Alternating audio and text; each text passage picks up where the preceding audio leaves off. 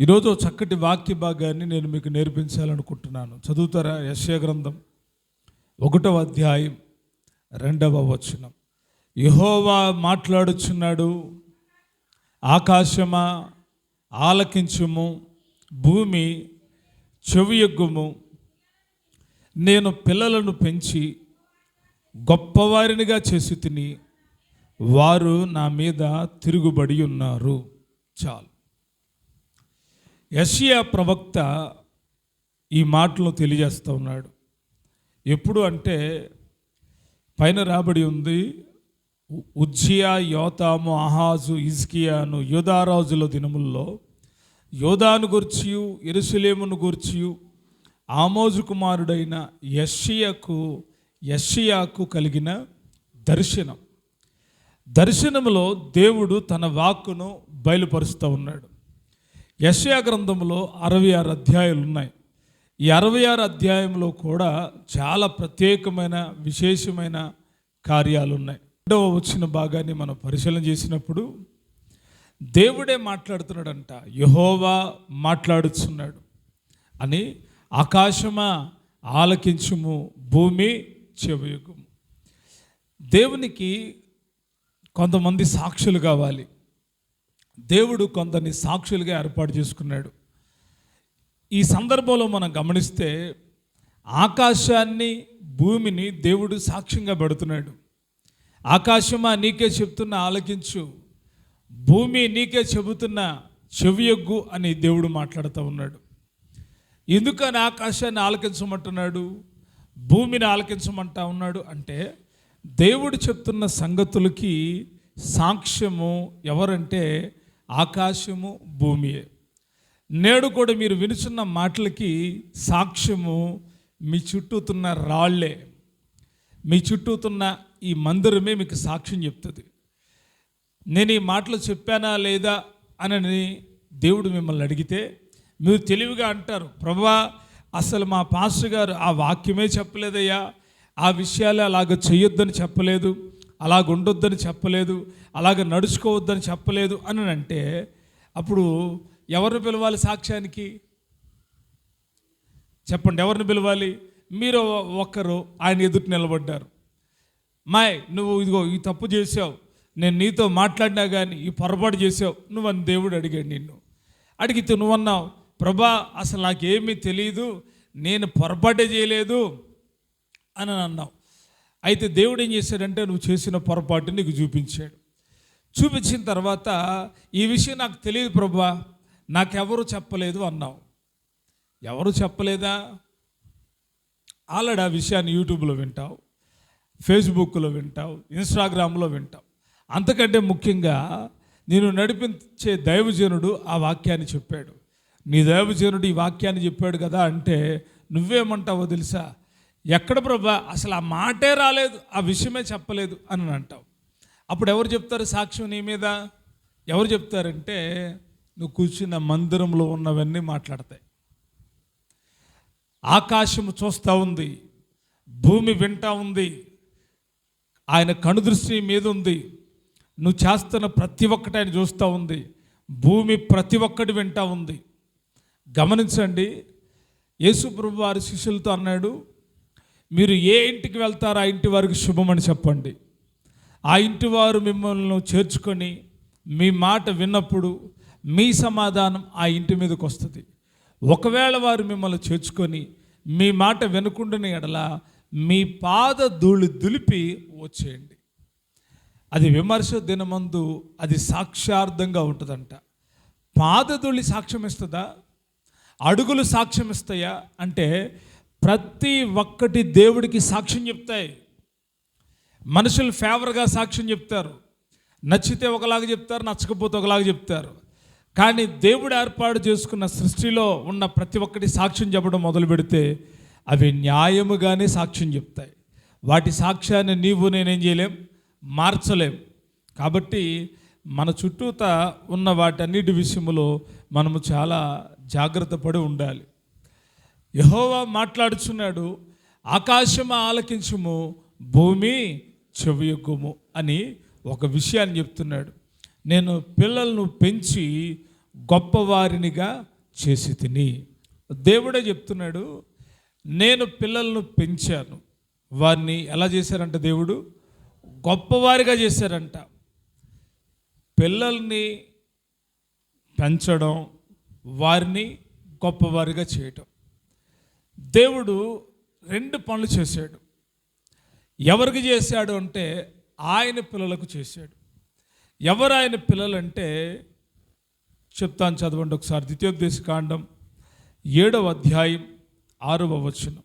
నీవు నీ దేవుడైన యెహోవాకు ప్రతిష్ఠిత జనము, నీ దేవుడైన యెహోవా భూమి మీద ఉన్న సమస్త జనముల కంటే నిన్ను ఎక్కువగా ఎంచి నిన్ను తనకు స్వకీయ జనముగా ఏర్పరచుకొనెను.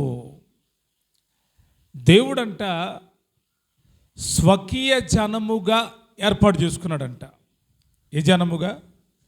స్వకీయ జనముగా ఏర్పాటు చేసుకున్నాడు. ఎవరిని ఏర్పాటు చేసుకున్నాడు అంటే ఇశ్రాయేలు ప్రజలను దేవుడు ఏర్పాటు చేసుకున్నాడు. ఎవరిని ఏర్పాటు చేసుకున్నాడు?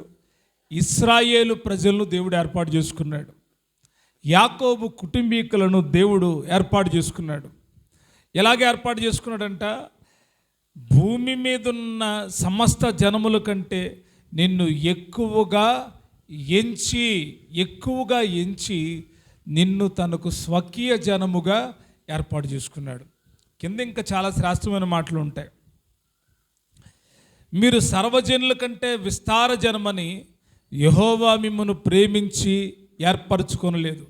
మీరు ఏదో పెద్ద జనాంగమని మిమ్మల్ని ఏర్పాటు చేసుకోలేదు. సమస్త జనుల కంటే మీరు తక్కువ లెక్కకు తక్కువే కదా. అయితే యెహోవా మిమ్మల్ని ప్రేమించుచున్నాడు గనుక, తాను మీ తండ్రులకు చేసిన ప్రమాణము నెరవేర్చువాడు గనుక యెహోవా బాహుబలము చేత మిమ్మల్ని రప్పించి దాసుల గృహములో నుండి ఐగుప్తు రాజైన ఫరో చేతిలో నుండి మిమ్మల్ని విడిపించాడు. దేవుడు తన పిల్లలను ప్రత్యేకించుకున్నాడు. ఎక్కడి నుండి ప్రత్యేకించుకున్నాడంటే యాకోబు కుటుంబంలో నుండి దేవుడు ప్రత్యేకించుకున్నాడు. వారినే ఇశ్రాయేలీలు అన్నాం. ఇశ్రాయేలీల గురించి దేవుడు అన్నాడు, మీరు నాకు ప్రత్యేకమైన జనం, లోకములో ఉన్న జనం కంటే మీరు ఎక్కువ వాళ్ళని నేను మిమ్మల్ని ప్రేమించలేదు. మీ మీద నా ప్రేమ ఉంది. మీరు నా సొత్తైన ప్రజలు, మీరు నా స్వాస్థ్యం అన్నాడు ఆయన. మిమ్మల్ని నేను ఏర్పాటు చేసుకున్నా అన్నాడు. ఎందుకో తెలుసా? దేవుడంట యాకోబును ప్రేమించాడంట, ఏశావును ద్వేషించాడంట. ఒక తల్లి గర్భములో ఉండి వచ్చిన ఇద్దరిలో ఒకరిని ప్రేమించాడు, ఒకరిని ద్వేషించాడు. అయితే ప్రేమించబడిన వాడు యొక్క జనాంగం ఇశ్రాయేలు జనాంగం. ఇశ్రాయేలుల జనాంగాన్ని దేవుడు అన్నాడు, వీరు నా పిల్లలు అన్నాడు. వీరి బాధ్యత అంతా తండ్రిగా తాను మోస్తూ ఉన్నాడు. మనము ఈ విషయంలో చాలా విషయాలు మనం నేర్చుకోవాలి. ప్రతి కుటుంబ వ్యవస్థలో తల్లిదండ్రులు ఉంటారు. తండ్రి బాధ్యత పిల్లలను గొప్పవాళ్ళుగా చేయాలి. తల్లి బాధ్యత పిల్లల్ని గొప్పవాళ్ళుగా చేయాలి. అందుకొరకే తల్లిదండ్రులు శ్రమ పడతారు. అందుకే తల్లిదండ్రులు కష్టిస్తారు.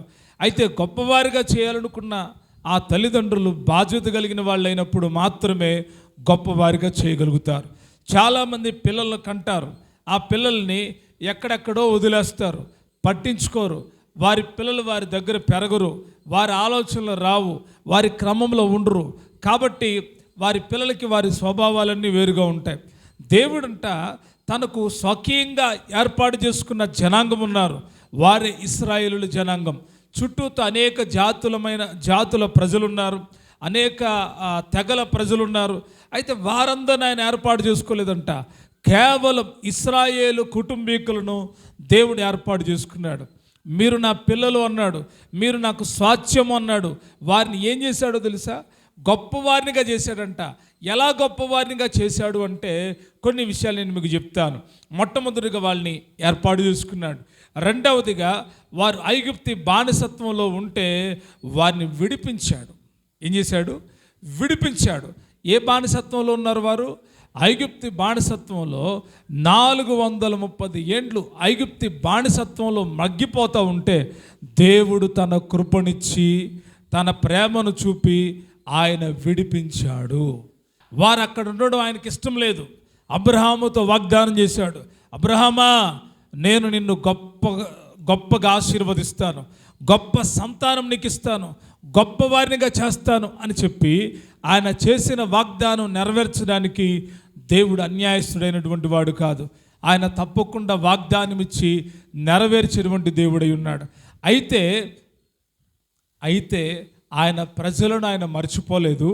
వారు శ్రమల్లో, ఇబ్బందుల్లో, చెరలో, భయంకరమైన కష్టాల మధ్యలో ఉంటే దేవుడు వారిని మర్చిపోకుండా ఆయన పిల్లలని ఆయన ఎంచుకొని వారిని ఐగుప్తులో నుండి మోషే ద్వారా విడిపించాడు. ఐగుప్తులో నుండి బయటకు తీసుకుని వచ్చాడు. అయితే వారు నడుస్తా ప్రయాణమే వెళతా ఉన్నప్పుడు వారికి ముందుగా ఎర్ర సముద్రం కనబడింది. వాళ్ళు వెళ్తున్న త్రోవ దేవుడు నడిపిస్తున్నాడు కదా అని వెళ్తూ ఉన్నారు. ఎర్ర సముద్రం కనబడితే భయపడిపోయారు. అరే, ఎర్ర సముద్రం ఎలా దాటుతాం మనం? సముద్రం ఇది, నది కాదు. ఏమన్నా బోట్లు తయారు చేసుకొని వెళ్ళడానికి సముద్రము దాటి వెళ్ళాలి. వెనక వైపు చూస్తే ఆ యొక్క ఐగుప్తీయులు రథాల మీద వస్తూ ఉన్నారు, ఐగుప్తు సైన్యం. మధ్యలో ఉన్న ఈ ప్రజల్లో కొంతమంది గలిబిలి చేస్తూ ఉన్నారు, కంగారు పెడతా ఉన్నారు, అటు ఇటు మనసులు చెడగొడుతూ ఉన్నారు. మోషే ప్రభువుని వేడుకున్నాడు. మోషే, నేను ఈ ప్రజల కోసం ఎర్ర సముద్రాన్ని 2 పాయలు చేస్తానన్నాడు.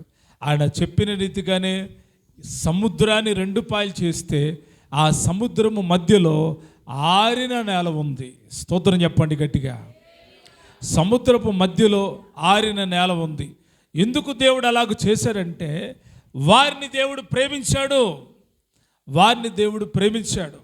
వారిని గొప్పవారిగా చేయాలనేది దేవుడి యొక్క ఆలోచన. వారిని ఉన్నతమైన వాళ్ళుగా చేయాలనేది దేవుడి యొక్క ఉద్దేశం.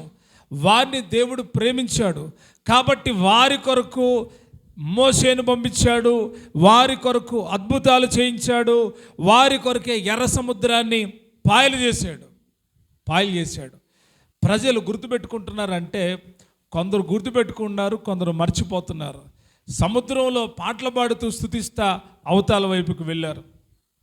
తరువాత వాళ్ళు అరణ్యంలోకి వెళ్ళిన తరువాత ఆ సముద్రం దాటి అరణ్యంలో వారి ప్రయాణం ప్రారంభమైంది. అరణ్యంలోకి వెళ్ళిన తర్వాత వారు ఆహారం కోసం బాధపడుతూ ఉంటే దేవుడంట పరలోకములో దేవదూతలు తినే మన్నాన్ని వీరికిచ్చారంట. ఎందుకు అంటే ఆయన పిల్లలు కాబట్టి. ఎవరికన్నా మరి ఇచ్చాడో దేవుడు అంటే ఎవరికి దేవుడు ఇవ్వలా. ఎవరి ఎదుట దేవుడు 2 పాయలు చేయలా సముద్రాన్ని. ఎవరి కొరకు ఆయన తన సేవకుని పంపలా. కానీ తాను ఏర్పాటు చేసుకున్న తన పిల్లల కొరకు ఆయన తన సేవకుడైన మోషేను పంపించాడు. వారిని నడిపించడం మొదలుపెట్టాడు. వారికి ఎర్ర సముద్రం అడ్డుగా వస్తే దాన్ని 2 పాయలుగా చేశాడు. వారిని పోషించాడు. అరణ్యంలో మన్నాను కురిపించి ఏం కురిపించి ప్రతిరోజు మన్నా అంటండి. ఎప్పటి వరకు వచ్చి కురిసిందో ఆ మన్నా? వారు కానాను చేరే వరకు వారి కొరకు మన్నా ఏం చేయబడతా ఉంది? కురిపించబడతానే ఉంది. దేవుడు ఇస్తానే ఉన్నాడు. ఎంత ప్రేమగల దేవుడు. మనం చదివితే ఇంకా వాళ్ళ యొక్క వస్త్రాలంట పాతగలలేదంట. అద్భుతమైన విషయం. ద్వితీయోపదేశకాండం 8వ అధ్యాయం 3-4 వచనాలు ఒకసారి చదివి సహాయం చేయండి. ఆహారం వలనే గాక యెహోవా సెలవిచ్చిన ప్రతి మాట వలన నరులు బ్రతుకుదురని నీకు తెలియజేయటకు ఆయన నిన్ను అణచి నీకు ఆకలి కలుగు చేసి నీవే గాని నీ పితరులే గాని ఎన్నడూ ఎరగని మన్నాతో నిన్ను పోషించెను. ఈ 40 సంవత్సరములు నువ్వు వేసుకున్న బట్టలు పాతగిల్లలేదు, నీ కాలు వాయలేదు. 40 సంవత్సరాలు వీళ్ళు ప్రయాణం చేస్తే వీళ్ళ బట్టలు ఏమవలా? పాత బళ్ళ.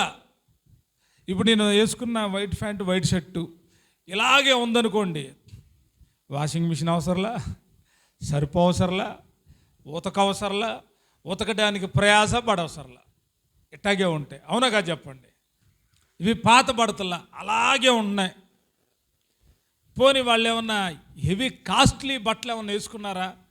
ఎంత కాస్ట్లీ బట్టలు వేసుకున్నా రోజు వాడితే ఇప్పుడు ఒక ప్యాంట్ ఉంటుంది 800 ఉంటుంది. అది 4 రోజులు వేసుకున్నాం అనుకో, అసలే ఏం బురద అన్నట్టు బాగానే ఉంటుంది. కానీ 5వ రోజుకి ఆ రోజుకి ఏమైంది, తేడా చూపిస్తుంది. మరి అటువంటి కాస్ట్లీ బట్టలు ఆ రోజుల్లో ఉన్నాయా, అసలు వీళ్ళు స్నానం చేశారా అని అంటే, అసలు ఇలా ప్రయాణంలో నాకు తెలిసి స్నానానికి అంత అవసరం ఉండదు. ఎందుకంటే వీళ్ళ ప్రయాణంలో దేవుడంట పగటి వేళ మేఘస్తంభముగాను రాత్రి వేళ అగ్నిస్తంభముగాను దేవుడు నిలిచి ఉంటే, ఆ మేఘం మధ్యలో వాళ్ళు వెళ్తూ ఉన్నారు.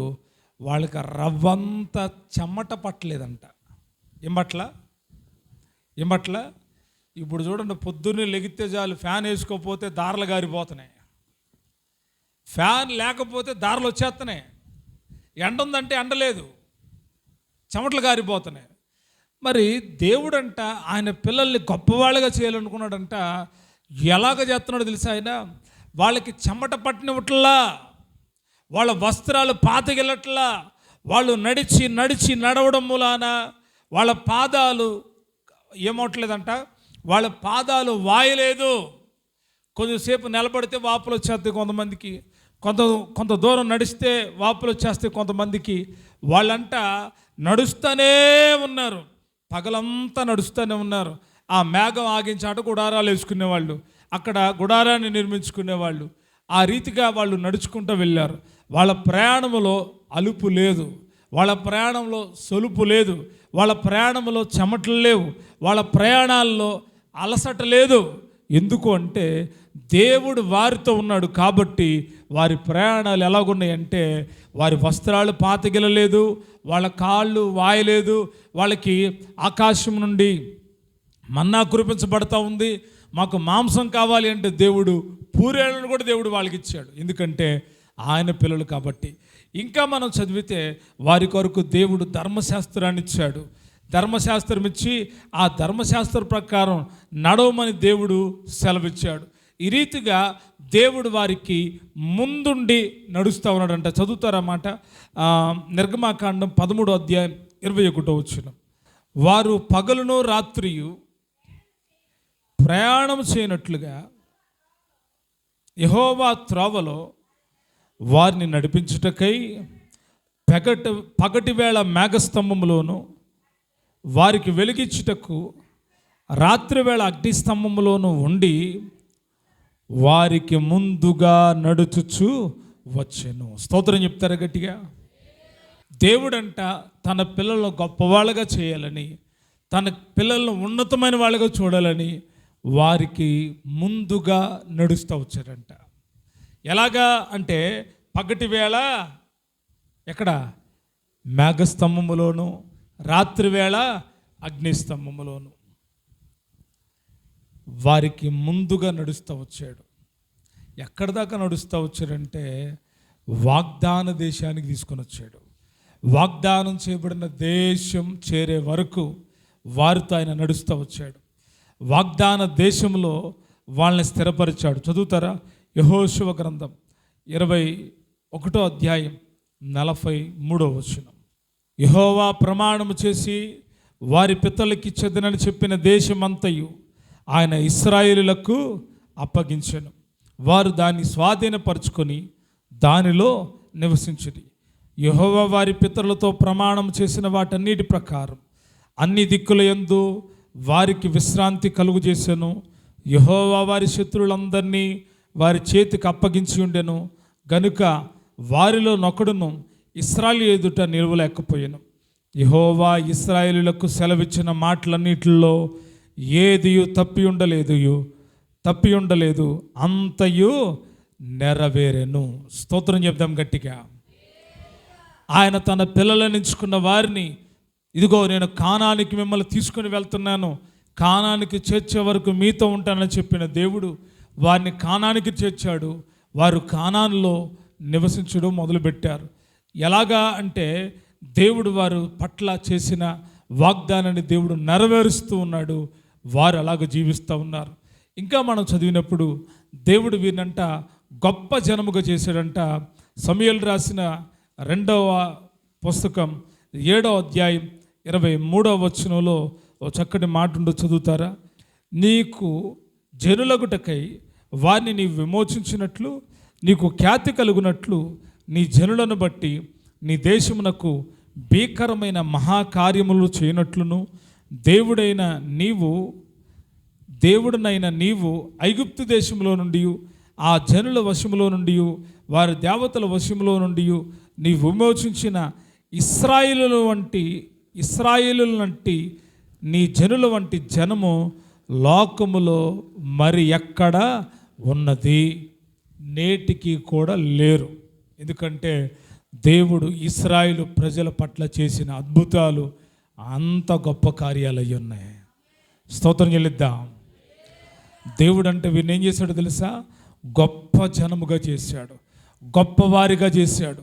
మీకు అర్థమైంది? ఇప్పుడు ఈ వాక్యంలో ఉన్న యెషయా గ్రంథంలో చదివిన వాక్యపు అర్థము నేను మీకు క్లుప్తంగా చెప్పాను. దేవుడు తన పిల్లలను ఏర్పాటు చేసుకున్నాడు. ముందుల ఆ పిల్లల్ని ఏం చేశాడు తెలుసా? ఏం చేశాడంట? గొప్పవారిగా చేశాడు. చేశాడా చేయలేదా? తండ్రిగా ఉండి తన బాధ్యతను నెరవేర్చాడు. తండ్రిగా ఉండి తను చేయవలసిన కార్యక్రమాలన్నీ చేశాడు. తండ్రిగా ఉండి ఆ పిల్లలకు ముందుగా నడుస్తూ వచ్చాడు. తండ్రిగా ఉండి తన కార్యములన్నీ చేస్తూ వచ్చాడు. తండ్రిగా ఉండి పోషించాడు, తండ్రిగా ఉండి ఆదరించాడు, తండ్రిగా ఉండి నడిపించాడు, తండ్రిగా ఉండి అలసట లేకుండా చేశాడు, తండ్రిగా ఉండి చేరుస్తాను అన్న ఆ గమ్యస్థానం దాకా వారితో ఉండి వారికి ముందుగా నడుస్తూ వచ్చాడు. ఆయన పరలోకపు తండ్రి, మన తండ్రి యెహోవాయే. ఆయన చెప్పిన రీతిగా నెరవేర్చాడు. ఆయన ఏం చేశాడు తెలుసా? తన పిల్లల్ని గొప్పవారిగా చేశాడు. కుటుంబ వ్యవస్థలో పిల్లల గురించి చాలా జాగ్రత్తను వహించాలి. పిల్లల్ని గొప్పవారిగా చేయడం తండ్రి యొక్క బాధ్యత. పిల్లల్ని పెంచడం తల్లిదండ్రుల యొక్క బాధ్యత. వాక్యంలో రాయబడి ఉంది, నేను పిల్లలను పెంచి ఏం చేసి పిల్లలను పెంచడం అనే విషయం మామూలు విషయం కాదు. మామూలు విషయమా? పిల్లల్ని పెంచడం మామూలు విషయమా కాదు. ఒక ఆయన తలకాయ బాదుకుంటున్నాడు. ఏంటన్నా ఎందుకు తలకాయ బాదుకున్నారంటే, ఒక్కగానొక్కడని గారాభంగా పెంచితే ఇవాళ వాడు మమ్మల్ని ఇంట్లో నుంచి వెళ్ళిపోమంటున్నాడు. ఎక్కడి నుంచి వెళ్ళిపోమంటున్నాడు? గారాభంగా పెంచారంట, అడిగినవన్నీ ఇచ్చారంట, ఏది కాదనలేదంట. ఈరోజు ఏమంటున్నాడు? గెట్ అవుట్, ఇంట్లో నుంచి మీరు వెళ్ళిపోవాలి. ఎక్కడైనా అద్దెకి వెళ్ళండి, కావాలంటే అద్దె డబ్బులు నేను కడతాను. ఇక్కడ నాకు, నా పిల్లలకి, నా భార్యకి ప్రైవసీ లేదంట, ఆ ఇంట్లో కుదరట్లేదంట. కాబట్టి తల్లిదండ్రులు వెళ్ళిపోమంటున్నారు. ఇలా కాదు పిల్లలు పెంచడం అంటే. కొంతమంది పిల్లలు తల్లిదండ్రులకి చాలా దుఃఖాన్ని తీసుకొస్తూ ఉన్నారు. దేవుడు తన పిల్లలు పెంచిన విధానాన్ని గమనిస్తే ఒక తండ్రి ఏ విధంగా తన పిల్లలు పెంచాలో మనం తెలుసుకోవచ్చు. దేవుడంట ఎంత ప్రేమ చూపించాడో. చుట్టుపక్కల అమోనీయులు ఉన్నారు, యెబూసీయులు ఉన్నారు, తర్వాత కానానీయులు ఉన్నారు, తర్వాత ఫిలిస్తీయులు ఉన్నారు, హిత్తీయులు ఉన్నారు, ఇలా రకరకాల జాతుల ప్రజలు ఉన్నారు. వారందరికీ లేని గొప్ప భాగ్యాన్ని, గొప్ప ధన్యతను దేవుడు తన పిల్లలకి ఇచ్చాడు. దేవుడు తన పిల్లలకిచ్చి వారిని నడిపించిన సంగతిని మరలా జ్ఞాపకం చేసుకుంటే ఏ జనముకు దేవుడు ఇలాగూ చేయలేదంట. కొన్నిసార్లు కొందరు విషయాల్లో ఆలోచిస్తే ఈ తండ్రి తన పిల్లలకు న్యాయం చేశాడు, ఈ తండ్రి తన పిల్లలకు చేయవలసిందంతా చేశాడు. ఏ తండ్రి ఇలాగూ చేయలేదండి, ఈ తండ్రి చేశాడు అండి అని చెప్పుకునే తండ్రులు కూడా ఉన్నారు. అబ్బో వాళ్ళ నాన్న ఉన్నాడండి, ఏమీ లేదండి, అతని వల్ల ఉపయోగం ఏమీ లేదు, పేరుకున్నాడండి అని చెప్పుకునే వాళ్ళు కూడా ఉన్నారు. లోకంలో రకరకాలుగా ఉంటారు తండ్రులు. అయితే మనల్ని నడిపించే పరమ తండ్రి ఉన్నాడే, ఆయన ప్రేమలో లోపం ఉండదు, ఆయన ప్రేమలో తేడా ఉండదు. ఆయన ఒక్కసారి మాట ఇచ్చాడంటే ఎప్పటికీ మాట తప్పడు. ఆయన మాట ఇచ్చాడా? నేను నిన్ను నడిపిస్తాను అని చెప్పాడా? నేను నిన్ను పోషిస్తాను అని చెప్పాడా? నేను నిన్ను బ్రతికిస్తానని చెప్పాడా? డాక్టర్లు చేయి వదిలిపెట్టిన నిన్ను ఆయన బ్రతికిస్తాడు. చుట్టూతో కరువున్న నిన్ను పోషిస్తాడు. నువ్వు నడవలేని పరిస్థితుల్లో ఉన్న నీకు తోడుండి నిన్ను చంకనెత్తుకొని నడిపించేవాడు ఆయన. అందుకే యెషయా గ్రంథంలో ఉంటుంది, ముదిమి వచ్చు వరకు నిన్ను చంకనెత్తుకునేవాడు ఆయనే. మనుషుల మాటలు మారిపోతాయి, కానీ దేవుడి వాగ్దానాలు ఎప్పటికీ మారవు. ఆయన ప్రేమ ఎన్నటికీ మారదు. పాత నిబంధన గ్రంథంలో దేవుడు తన పిల్లలను చాలా గొప్పవాళ్ళుగా చేశాడు, చాలా గొప్పవాళ్ళుగా చూశాడు, ఉన్నతమైన జనాంగంగా చెప్పుకున్నాడు. చుట్టుపక్కల ఉన్న ప్రజలకు భయమేసింది. ఇశ్రాయేలు ప్రజలు ఎక్కడికి వెళ్ళినా యెరికో రాజుకు భయమేసి అంటాడు, దయచేసి మీరు మా లోపల రావద్దు, అటు తిరిగేసి వెళ్ళిపోండి అంటున్నాడు. కాదు మేము లోపల నుండి వెళ్తామంటాడు యెహోషువ. కాదు మీరు చుట్టూతో భయపడిపోతున్నారు. ఎందుకంత భయం వీరంటే వీరి మీద దేవుని యొక్క అభిషేకం ఉంది, వీరి మీద దేవుని యొక్క కృపావరించుంది. వీరు ప్రత్యేకించబడిన జనాంగం, వీరు రక్షించబడిన జనాంగం, వీరు విమోచించబడిన జనాంగం. కనుక వీరి పట్ల దేవుడు ఎన్నో కార్యాలు చేస్తూ వచ్చాడు. వారిని దేవుడు ఏం చేశాడు తెలుసా? ఎలా చేశారంట? నేను పిల్లలను పెంచి ఎలా చేశారంట? గొప్పవారిగా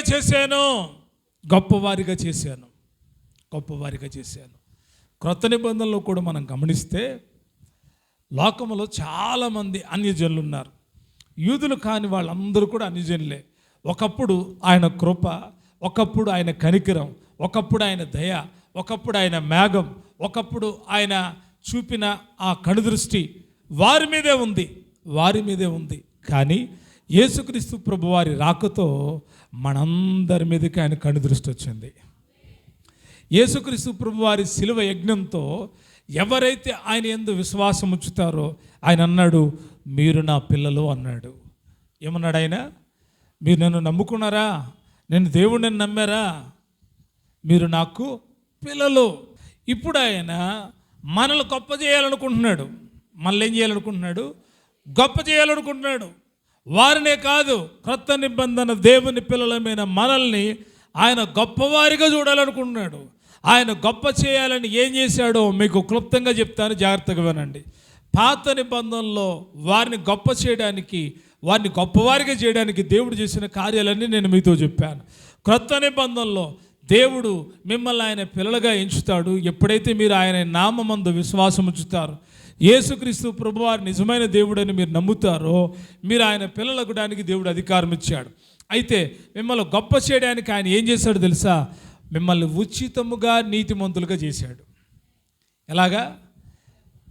నెంబర్ 1, మీరు ఎలా నీతిమంతులయ్యారు? ఏమన్నా వెలబెట్టారా? డబ్బులు కట్టారా?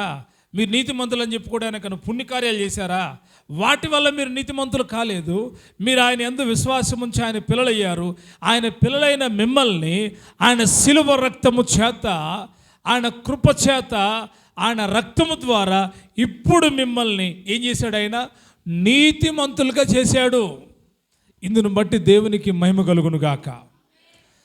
ఏ యోగ్యత లేదు, కానీ ఆయన పిల్లలమయ్యామనే ప్రేమతో మనల్ని ఆయన అన్నాడు, ఇక నుండి మీరు నీతిమంతులు, నా యందు విశ్వాసం ఉంచారు కాబట్టి, నా రక్తములో మీరు కడగబడ్డారు కాబట్టి, పరిశుద్ధపరచబడ్డారు కాబట్టి మీరు ఎవరు అని ఆయన అన్నాడు? నీతిమంతులు. ఎలా నీతిమంతులు అయ్యారు మీరు? మేకల రక్తముతో, గొర్రెల రక్తముతో, పొట్టేళ్ల రక్తముతో నీతిమంతులు కాల. యేసుక్రీస్తు ప్రభువారి రక్తము చేత ఇప్పుడు మీరు నీతిమంతులయ్యారు. అదొకటే చేసి ఆయన ఆగిపోయాడంటే కాదు. ఏం చేశాడు తెలుసా? ఆయన రాజ్యానికి వారసులు చేశాడు. దేవుడు మనల్ని పిల్లలకి ఎంచిన తర్వాత మనల్ని నీతిమంతులుగా చేశాడా? తర్వాత మనకు రక్షణ ఇచ్చాడా? రక్షణ ఇచ్చాడా? మన ఆధ్యాత్మిక జీవితానికి ఆత్మీయ స్వస్థతనిచ్చాడు. ఆయన పొందిన దెబ్బల చేత మీరు ఏం పొందారు? స్వస్థత పొందారు. ఆయన నీతిమంతులుగా చేశాడు, రక్షణ ఇచ్చాడు, స్వస్థతనిచ్చాడు. ఇప్పుడు ఏం చేస్తున్నాడు తెలుసా? ఆయన రాజ్యానికి ఆయన బిడలుగా మనకు వారసత్వాన్ని దేవుడిచ్చాడు. అంత మాత్రమే కాదు, ఆయన మనల్ని గొప్పవాళ్ళగా చేయడానికి ఆయన వెళతా శిష్యులతో చెప్పాడు, ఇదిగో పైనుండి మీకు శక్తిని నేను అనుగ్రహిస్తాను. పైనుండి మీ కొరకు ఒక శక్తి పంపబడుతుంది, అది పరిశుద్ధాత్మ శక్తి. ఆ శక్తి చేత మీరు నింపబడాలి. ఎందుకో తెలుసా? ఆ రోజు మేఘము వారితో ఉండి నడిపించింది ఇశ్రాయేలు ప్రజల్ని. పగటి వేళ మేఘస్తంభముగా, రాత్రి వేళ అగ్నిస్తంభముగా ఉండి మేఘము నడిపించింది. ఈ క్రొత్త నిబంధనలో నిన్ను, నన్ను, మనలను, ఆయన పిల్లలైన వారిని, ఆయన సంఘములో ఉన్న వారిని నడిపించేవారు ఎవరో తెలుసా? పాస్టర్ గారు కాదు, పాస్టర్ గారు కాదు, రెవరెండ్ కాదు, బిషప్ కాదు, ఫాదర్ కాదు, సిస్టర్ కాదు. ఎవరు నడిపించేదో తెలుసా? పరిశుద్ధాత్ముడు మనల్ని నడిపించేవాడై ఉన్నాడు. ఆయన ఎల్లప్పుడూ మనతో ఉండేటువంటి వాడై ఉన్నాడు, మనలో ఉండేటువంటి వాడై ఉన్నాడు. నీలో, నాలో, మనలో ఆయన ఉంటున్నాడు. ఎందుకో తెలుసా? మనము గొప్పవారం కావాలి. ఆయన ఉద్దేశం ఏంటి? మనం ఏం కావాలి? గొప్పవాళ్ళు కావాలి. నా పిల్లలు అంటే 10 మందికి మాదిరికరంగా ఉండాలి. నా పిల్లలు అంటే యేసు ప్రభు వారి బిడ్డలురా వీళ్ళు అని మీరు ధైర్యంగా సాక్ష్యం ఇవ్వక ముందే మిమ్మల్ని చూసి, ఇతరులు చూసి వీరు దేవుని పిల్లలని ఇతరులు భయపడినట్లుగా, లేదా ఇతరులు ఆశ్చర్యార్థకంగా ఆలోచించినట్లుగా గొప్పవారిగా దేవుడు చేయాలనుకుంటున్నాడు. నీ పిల్లలను గొప్పవాళ్ళగా చేయాలనుకుంటున్నావు. అందుకే ₹1000 ఖర్చు పెట్టి చదువు చెప్పిస్తున్నావు. నీ పిల్లలు గొప్పవాళ్ళగా చేయాలనుకుంటున్నావు. అందుకే ఆస్తులు సంపాదిస్తున్నావు. నీ పిల్లలు గొప్పవాళ్ళగా చేయాలనుకుంటున్నావు. అందుకే వాళ్ళ కోసం రేయనక పగలనక కష్టపడుతున్నావు. అయితే పరమ తండ్రి మన కొరకు ఒక గొప్ప ప్రణాళిక కలిగి ఉన్నాడు. మనమందరం ఆయన పిల్లలమై ఉండాలని, ఆయన రాజ్యానికి వారసులం కావాలని, మనం ఈ లోకములోనే పరలోక అనుభవాలతో నింపబడి గొప్పవారము కావాలని ఆయన తన పరిశుద్ధాత్మను మనకు అనుగ్రహించాడు. యేసుక్రీస్తు ప్రభువారు వచ్చి నేటికి 2026 సంవత్సరాలు సుమారుగా జరుగుతూ ఉంటే, ఆయన వెళ్ళిపోయిన తర్వాత పరిశుద్ధాత్ముడు వచ్చాడు. పరిశుద్ధాత్ముడు ఈ లోకంలోనికి వచ్చి ఇంకను సంచారం చేస్తూ ఉన్నాడు. ఎవరు ఆయన ఆత్మను అడుగుతారో ఆయన వారిని అభిషేకించాలనుకుంటున్నాడు. ఎవరు ఆయన ఆత్మను అడుగుతారో ఆయన వారిలోకి వెళ్ళి నివాసం చేయాలనుకుంటున్నాడు. ఎవరు ఆయన ఆత్మను అడుగుతారో ఆయన ఆత్మ లోపలికి వెళ్ళి శక్తినిచ్చి, బలాన్నిచ్చి దేవుని కొరకు బలమైన కార్యాలు చేయడానికి, ప్రేరేపించడానికి పరిశుద్ధాత్ముడు ఇంకా పని చేస్తూనే ఉన్నాడు. ఎందుకంటే మీరు గొప్పవాళ్ళు కావాలి, ప్రార్థనలో గొప్పవాళ్ళు కావాలి, విశ్వాసంలో గొప్పవాళ్ళు కావాలి, ఇచ్చే వాళ్ళలో గొప్పవాళ్ళు కావాలి, సేవ చేసే వాళ్ళలో గొప్పవాళ్ళు కావాలి. మీరు దైవిక సంబంధమైన విషయాల్లో గొప్పవారిగా ఉండాలని దేవుడు కోరుకుంటున్నాడు. అందుకే ఆయన పరిశుద్ధాత్మను నీకు, నాకు, మనందరికి ఇచ్చాడు. ఆ మేఘస్తంభం ఆయన పిల్లలకే ఉంది. ఈరోజు ఎవరిలో ఆ పరిశుద్ధాత్ముడు ఉంటాడో తెలుసా? ఎవరైతే ఆయన పిల్లలు అయ్యి ఉంటారో, ఎవరైతే ఆయన అడుగుతారో వారిలో పరిశుద్ధాత్ముడు ఉంటాడు. మరి లోకంలో ఉన్న వాళ్ళు ఉండరండి? ఉండడో. లోకంలో ఉన్న వాళ్ళు పరిశుద్ధాత్ముడు ఉండడు. ఎందుకంటే పరిశుద్ధాత్ముడు గురించి వాళ్ళకి తెలియదు కదా. కానీ నీలో, నాలో, మనలో ఆయన ఉంటాడు. ఎందుకంటే మనము గొప్పవారం కావాలి, గొప్పవారినిగా చేయాలనుకుంటున్నాడు ఆయన. అక్కడతో ఆగిపోయాడు ఆయన? లేదు. మరొక మాట చెప్తాను, చదువుతారా? పేతురు రాసినటువంటి మొదటి పత్రిక 2వ అధ్యాయం 9వ వచనం. అయితే, అందరూ చెప్పాలి, అయితే మీరు చీకటిలో నుండి ఆశ్చర్యకరమైన తన వెలుగులోనికి మిమ్మును పిలిచిన వాని గుణాతిశయములను ప్రచురము చేయి నిమిత్తము ఏర్పరచబడిన వంశమును, రాజులైన యాజక సమూహమును, పరిశుద్ధ జనమును, దేవుని సొత్తైన ప్రజలునై ఉన్నారు. ఏమై ఉన్నారంటే మీరు ఆయన గొప్పవాళ్ళుగా చేయాలనుకున్నాడు. ఏ స్థానం ఇచ్చాడో తెలుసా? ఏర్పరచబడిన వంశం అంది. ఈ వంశం దేవుని పిల్లల వంశం ఏంటి? ఏర్పరచబడిన వంశం.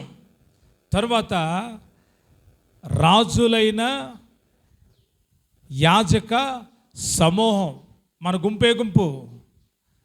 ఇక్కడ ఎవరున్నారు? రాజులైన యాజకుల సమూహం. తర్వాత పరిశుద్ధ జనము. తర్వాత దేవుని సొత్తైన ప్రజలై ఉన్నారు. ఎంత ఆధిక్యత ఇచ్చాడో దేవుడు. మనల్ని గొప్పవాళ్ళుగా చూస్తున్నాడు ఆయన.